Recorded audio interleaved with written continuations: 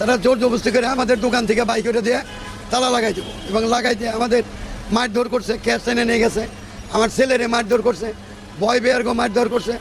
আমাদের বাইর করে দিলে উনি ক্ষমতা আছে, মানে আগে বিএনপি মানে করতো, বিএনপি পার্টির লোকজন নিয়ে ঘোরাফেরা করে, হ্যাঁ। তারপর এইরকম পাওয়ার দেখায়। এরা বিভিন্ন জায়গার পোলা পান। এর আগে পরিচয় দিয়েছিল, প্রথম বলছিল আমি সমন্বয়ের লোক ঢাকা কলেজের, পরে বললাম তোমার অ্যাড্রেস দাও, পরে আর ঢাকা কলেজে লেখাপড়ি করে, কিন্তু সে ওইখানকার কিছু না।